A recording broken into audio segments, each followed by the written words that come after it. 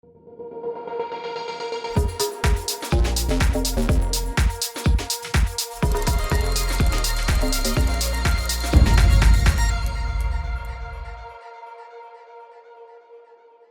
there everybody, Sam's Trains here. Welcome back to the railway and welcome back to the model railway news for July. I hope you're all having an amazing summer, or if you're here in the UK, an amazing summer. Although, to be fair, I suppose bitterly cold temperatures and pouring rain are conducive to railway modelling, so perhaps you are having a good summer if you're here in the UK. Either way, I'm coming at you with all of the latest news and updates from our wonderful hobby this month in July. So I'm going to start with an announcement by Bachmann, which is quite exciting because recently they've taken to only announcing things quarterly, leaving quite a bit of radio silence in between, but more recently they've started to announce things between those quarterly announcements, which is great for videos like this because it gives us a bit more Bachmann to talk about. So they've soft announced an all-new Class 08 and 09 shunter in 00 scale. Now these models are going to be announced properly during Bachmann's next quarterly announcement, which will be the autumn, I believe. So we haven't got that many specifics at the moment, but Bachmann have given us more information than they have in the past with these soft announcements. So what we do know is that these models are going to have Bachmann's new auto-release couplings, which is an interesting feature that I'm yet to try. They're going to have a mixture of moulded plastic and die-cast metal construction. It looks like the bodywork is mostly plastic on these, but hopefully the chassis inside will be good and heavy. It's going to have some etched metal details, a 5-pole motor with a flywheel, that's good to hear. It's going to have a sprung centre axle, separate metal bearings, that sounds like quality. The DCC socket is the Plux 22 one, and the model's also going to have fully working lighting, and the lighting package, considering this is just a small 08 shunter, is absolutely insane. So the lamps on either end of the model are going to be operational, and Bachmann say that there are up to 6 working lights at each end of the model, depending on which one you buy. That is just stunning, and the model's also going to have a cab light as well. And apparently there's going to be a bank of switches inside the model which will allow you to control this lighting on analog, as well as of course on DCC using your usual functions. There's going to be a hatch in the top of the body which will give you access to that DCC socket and those switches, so that you haven't got to faff about taking the body off, so you could technically change the lighting settings while the thing's on the track, which sounds great. Anyway, at the moment we don't know what liveries have been announced, we don't know the prices, although it sounds like there's a lot of features here, so I'm not expecting this to be a cheap one. We're going to find out more about this in those autumn announcements, so stay tuned and I will cover those details when they come. What we can say now though is that these sample images do show lots of detail, and things like the coupling rods and the cranks for instance seem to be very high quality.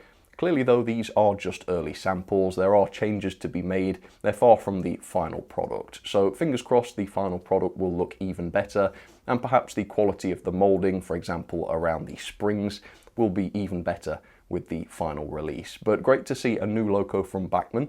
This is not something that we see dreadfully often, at least not in 00 standard gauge, so great to see it, and more updates in the future.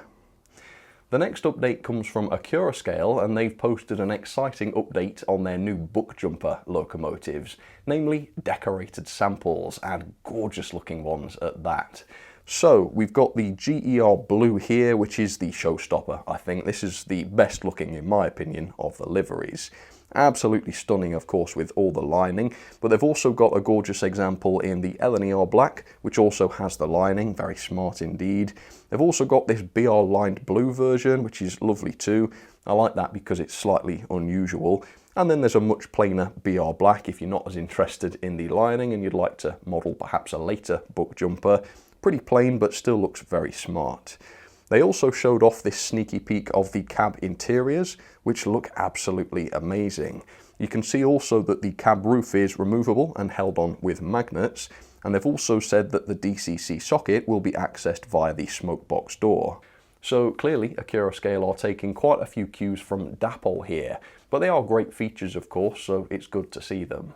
Accurascale have apologised for the delays with the model, and they've cited the complexity of the project as the reason. And there is indeed tons of variation within this book jumper tooling, so it is understandable. Having said that, they've still got the delivery estimated for Q4 2024, which I think, considering they're apologising for delays and such, doesn't seem too bad at all. So fingers crossed, we might even see these locos before Christmas, provided of course there are no delays. Christmas is still quite a way away, of course. But they are looking fantastic. These samples have really whetted my appetite for this thing. Cannot wait to see what this is like. And if you can't either, I do have some affiliate links in the description if you'd like to get one of these on pre-order. The next update is a little one from me, and I just want to say a massive thank you for all of your amazing support and comments with my new Era 1 wagons. I launched these a few weeks ago now, and people's enthusiasm for these models has completely blown my mind. In fact, every single review on Etsy for these has been 5-star, and of course I'm thrilled about that, so thank you so much. The mixed goods set has sold out now. That was gone within a few days, and over 85% of the livestock packs have also sold now, but currently at the time of filming I do still have some of those left. So if you are interested in some pretty unusual Era 1 rolling stock, I will pop some links down in the description for you. This project has been a massive success, and I am looking to create more Era 1 models in the future. So I'm in the planning stage at the moment for the next lot. If you've got any suggestions on what you'd like to see, or if you found some good drawings that you think I could make good use of, please do get in touch down in the comments or drop me an email. Very exciting stuff. Next up then, I'm bringing you some news on a manufacturer that I don't talk about all that often. It is Revolution Trains, who have announced a new venture into TT scale, and I believe it's their first venture into TT scale as well. What they've announced is this, the MMA/JNAT box wagons. In their announcement, they point out that there are over 1,000 of these wagons in operation, and they're used quite ubiquitously across the network, making them a great choice of model. They're available to pre-order now from retailers for £44.95, which I think does sound very expensive really for a TT wagon, but hopefully the quality of these models and their features will match this price. Quite difficult to do, I think, but hopefully it will. They've said at the moment they're currently in the CAD design stage, which suggests that this project is still in the very earliest of stages. And at the moment they haven't given us that much in terms of specs and features, etc., so still waiting for those. This early announcement from Revolution though does beg the question whether or not Hornby are going to leave Revolution's project alone, or whether they're going to announce their own version of the model and put Revolution Trains in trouble. Of course, Hornby have done this before with Helgen's range of TT models, which prompted them to pull out of the TT market altogether. It basically scuppered their plans entirely. Hopefully things will be different this time around though with this particular project, because in my opinion Hornby just cannot do this TT thing by themselves. We've seen how slowly they've been releasing new models. TT120 could really do with a few other manufacturers in the mix to really help the scale to grow, but only time will tell. Will Hornby announce their own version, or will this be left for Revolution Trains to do? I guess we'll have to wait and see. Up next then, let's talk about Dapol, and the biggest news for Dapol is the release of their new Hawthorne Leslie tank engines, which are newsworthy because of how absolutely exquisite these things are. I was absolutely blown away by the quality and detail of the model I reviewed, and if you haven't seen that review already, check out my review. I'll pop it in the top corner here. The public's reaction, from what I've seen at least, has been similar. People so incredibly happy with the quality of these models.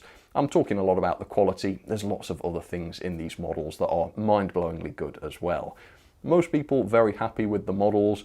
Others though have pointed out that some examples are missing some of the necessary detail variations, such as number 4 asbestos, which should have different buffers and vacuum pipes, among other things.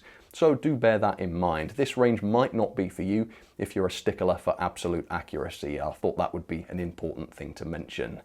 Dapol have also announced some more wagon liveries for the autumn.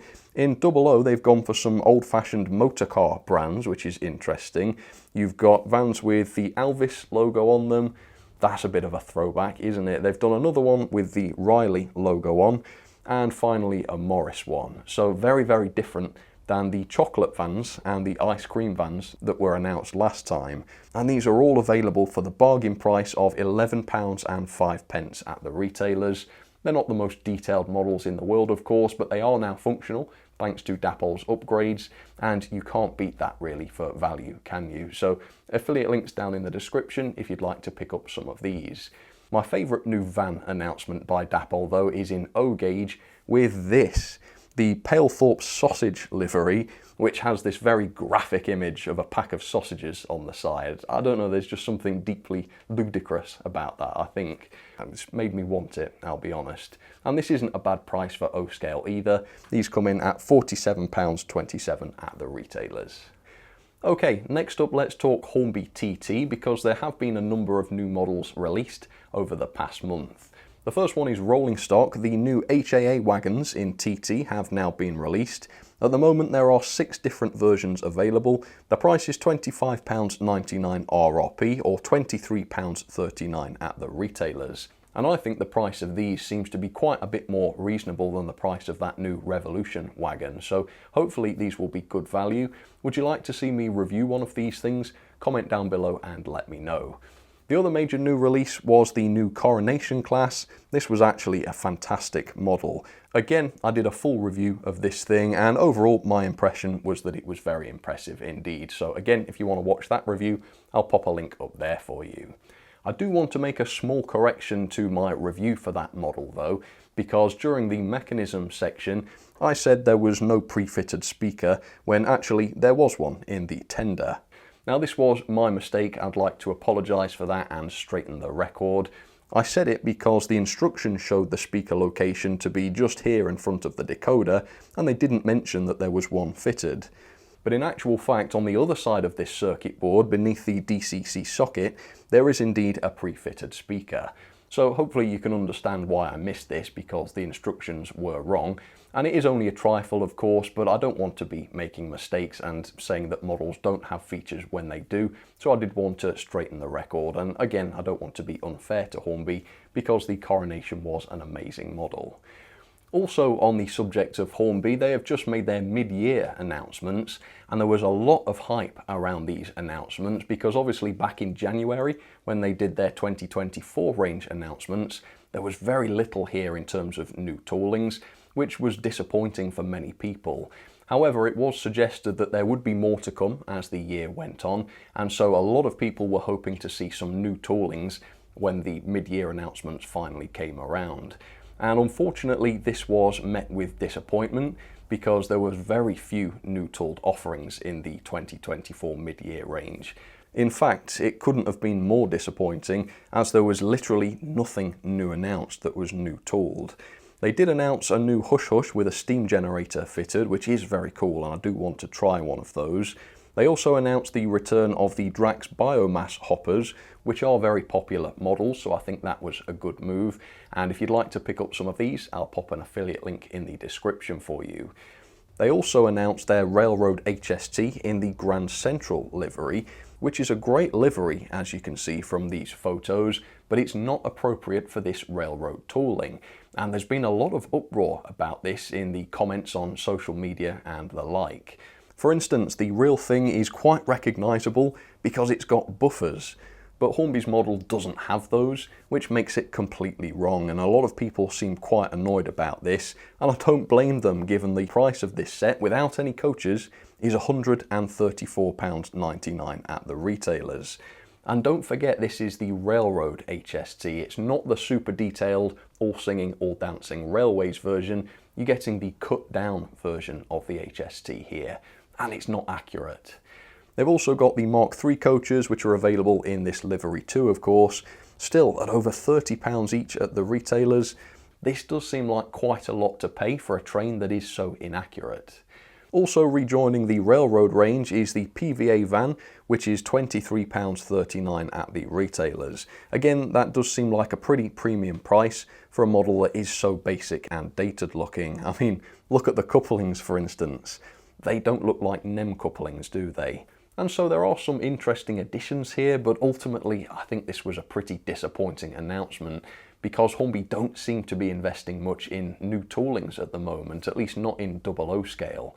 And interestingly, Hornby have just released their annual report for the previous year, and this could explain why. So they reported losses for the year ending the 31st of March 2024 of 7.1 million, which is up from £5 million in losses in 2023. And they now have a net debt of 14.3 million, which is close to triple what it was last year. Revenue, though, is up by just 1 million at 56.2 million. So overall, this is not dreadfully reassuring, is it? Now, there has been a lot of questions over the past year on how Hornby's TT range is doing. A lot of people are saying it's dead in the water, it's not going to go anywhere. A lot of people swearing blind that it is a success and that it's doing wonders for Hornby. And there are some interesting statements from Hornby on the TT range. The report says that revenues to date in TT are 2.8 million, which is up from 1.5 million at the end of March 2023. Well, the range was launched in the November of 2022, and that means it did 1.5 million in revenue in the first 5 months, but then only 1.3 million in revenue over the following 12 months, which seems like a significant decline, doesn't it? However, since March 2024, Hornby have released new TT models, including the Coronation class and the Class 50, of course. So presumably the revenue for TT, now that these models have been released, is going to be quite a bit higher than it was here in this report at the end of March. But still, to those people swearing blind that TT is doing well, based on these figures, which are obviously not very detailed, I'm certainly not convinced that that is the case. But fingers crossed, Hornby will continue with TT. Hopefully they won't give up. Hopefully they will continue to announce new models so that the scale can grow and really get established in this country. Obviously, though, there is much more than just the few figures and facts that I've spoken about in the annual report. So if you are interested in it, it does make for fascinating reading. I'd urge you to check it out. Back to the point though, Hornby are not doing well financially. So if they're not announcing very many new toolings in 00, this is probably why, if they're trying to cut costs. Now obviously this is a bad thing for the industry, it really is. Hornby is still a cornerstone despite what you think of them. And this certainly would have been terrifying 10 years ago to see Hornby in this state, to see so few new models announced by Hornby. But I would offer some words of reassurance on this because, of course, today the situation is very different. People are not just relying on Hornby anymore to bring new models to the hobby. There are countless of other manufacturers doing this, manufacturers that actually do a slightly better job than Hornby. You might disagree with my use of the word slightly there. So while this is bad news, there's no other way to look at it than that. It's not as bad as it may seem because we have so many other manufacturers that are here to support us and who seem to be doing pretty well. Fingers crossed they are. But anyway, I'm not the biggest fan of Hornby myself because of some of their products, but I wish them all the best and I really do hope that they're able to turn this around and to stay with us on this journey. But for now, that is just about it for the model railway news for this month. Thank you so much for watching. Obviously, these videos are supposed to be just a few minutes long, so I haven't got time to cover everything, but if there is something I've missed and you think it deserved a mention, please do pop it down in the comments, and as always, I will consider it for next month. But for now, thank you again for watching. You have a great month. Continue to enjoy this miserable summer that we're having if you're in England, and I'll catch you on the next one. All right, cheers folks. You take care.